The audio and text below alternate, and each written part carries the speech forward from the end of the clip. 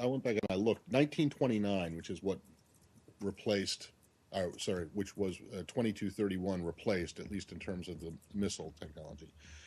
UNSCR 1929, number 9, and it says, this is quote, decides that Iran shall not undertake any activity related to ballistic missiles capable of delivering nuclear weapons, including launches using ballistic missile technology.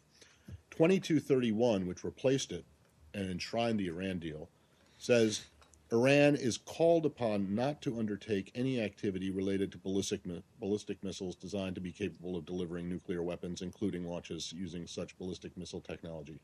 How is it that you can have any kind of a logical disagreement with what Ambassador Churkin said? You have shall not and then is called upon, and as Ambassador Churkin said, you can't violate a call. You can ignore it, but it's not a violation.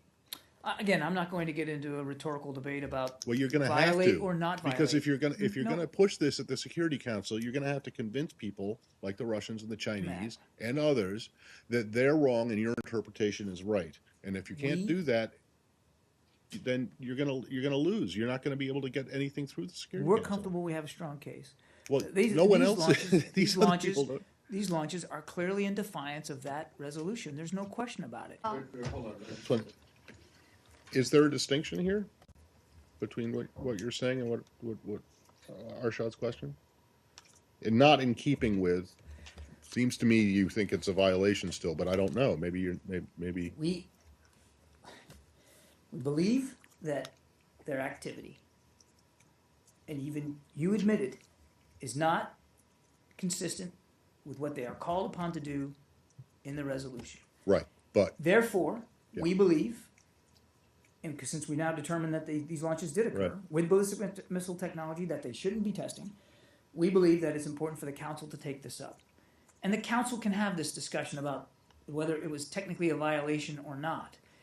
As I was speaking last week, I didn't know whether we couldn't even confirm that the launches occurred. So we'll have the council take it up. So, in other words, the U.S. is not taking a position now whether Iran violated the We are certainly the taking a resolution position that these actions are against the obligations that they have. Does that mean violate? I'm not going to get into the technical definition of violate. Clearly, what they've done here is in defiance of their obligations under that resolution, and we believe the council should take it up. But the thing is that it does not seem to be an obligation.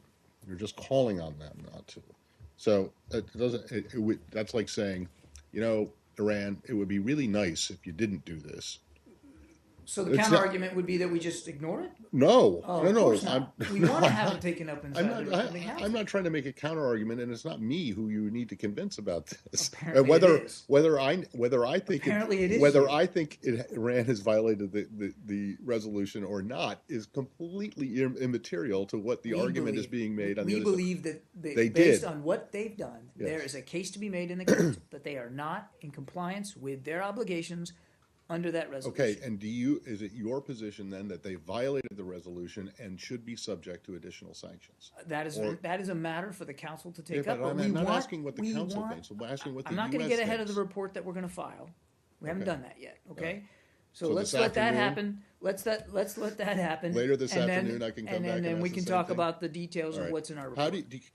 How can you make a case that negotiators, the U.S. negotiators at the UN, in changing the or accepting a change in the language from the very straightforward "shall not undertake" to "is called upon not to undertake"?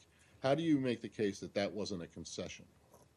Because I wasn't in the room when that was negotiated, Matt. I don't know what went into the actual drafting of the language, but I mean, I get the utility of a rhetorical exercise here to try to parse out the language, and I agree with Arshad, frankly, that language does matter. But there's no question when you look at the language as written, what they've done definitely defies the obligation, the that they have under the resolution, and that's why we think the council should bring it Except up. that- And I can't speak to Where does the how word, that where language does the was obligation, derived. okay, where do you get the word obligation from, or obliged? Iran is obliged, or Iran is obligated. From 2231, I don't see that, how that, Calls upon Iran not to undertake any launches of ballistic missiles designed to be capable of delivering but a nuclear weapon. calls If upon. I call upon you to stop asking me these questions, And wouldn't that doesn't work, wouldn't- does it? It's true. It's true. That never does work. It has zero effect. So you are in violation of my call. No, but if I call upon you to do something or not do something, I'm clearly stating an intent of the international community for you to not to do something, to comply or not comply. But it's something. And that you once would again, you like- are not complying. Yes, but you would like to see it happen, not something that is. Let's let the punishable if I report don't- go up to All right, the fine. council, and we'll go from there, guys. Obviously, we're Pam? not going to